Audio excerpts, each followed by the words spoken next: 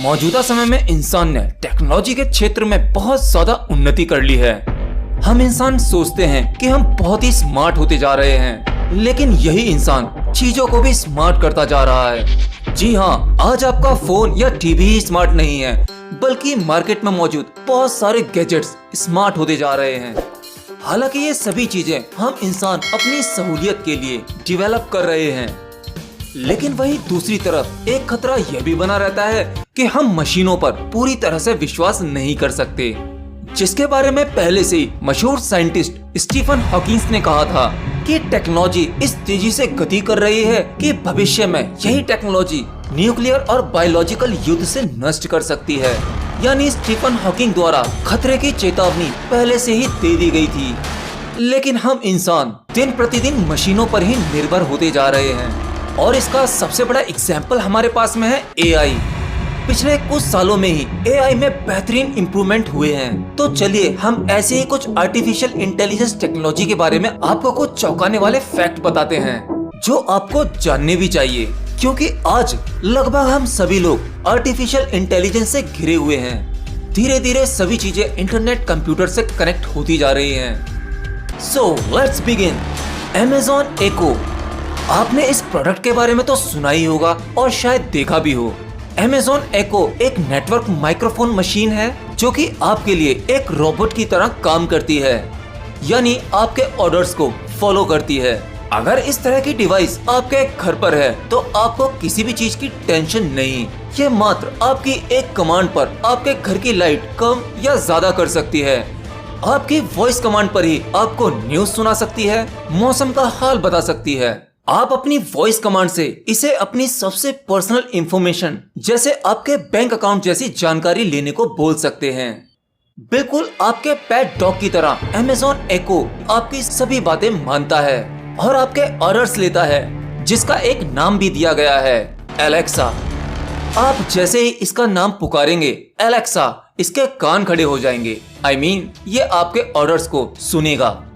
आपके और एलेक्सा के बीच में बोली गई सभी बातचीत रिकॉर्ड की जाएगी।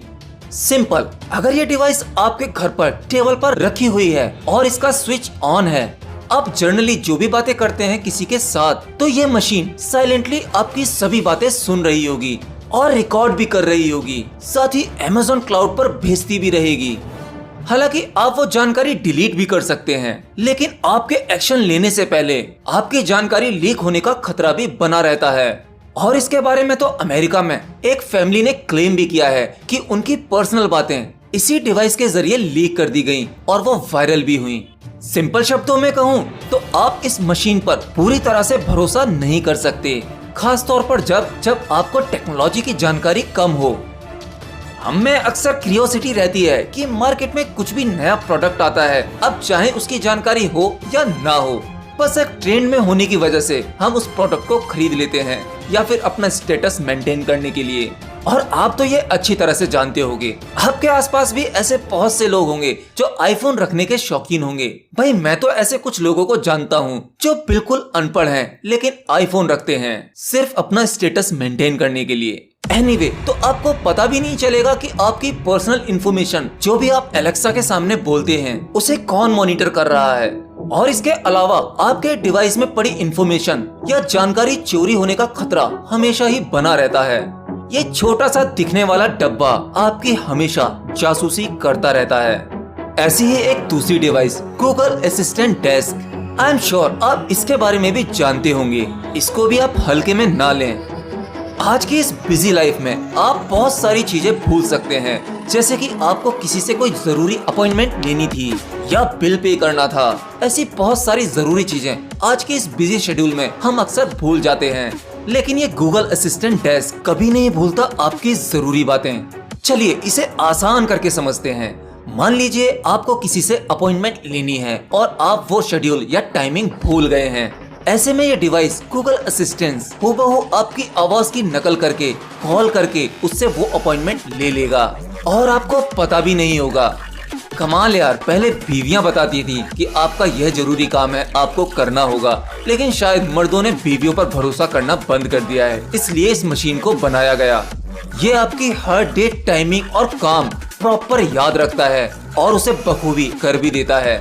और इसकी एक कमाल की बात तो देखो, यह हूबहू ऐसे बात करेगी कि सामने वाला इंसान जो भी फोन पर मौजूद होगा वो पहचान ही नहीं पाएगा कि उससे एक मशीन बात कर रही है या फिर एक इंसान। हाँ हूँ जैसे सिंपल डायलॉग्स और स्लैंग ये मशीन ऐसे प्रोनाउंस करती है जैसे मानो वो इंसान खुद ही बोल रहा हो। और इसी के चलते यह बता पाना बहुत मुश्किल है कि वह एक मशीन है या एक इंसान। आर्टिफिशियल इंटेलिजेंस के डेवलपमेंट में इस बात का बखूबी ध्यान रखा जा रहा है कि वह आपके जीमेल अकाउंट से इंफॉर्मेशन निकालकर आपके लिए अपॉइंटमेंट्स, ट्रैवल शेड्यूल कर सके और साथ ही इनके बारे में आपको रिमाइंड भी कराती रहे। यह आपकी एक कमांड पर लोगों को पैसे ट्रांसफर भी कर सकेगी और उनसे मंगवा भी सकती है। और यह मशीन ऑनलाइन प्रोडक्ट मंगवाने में भी सक्षम है।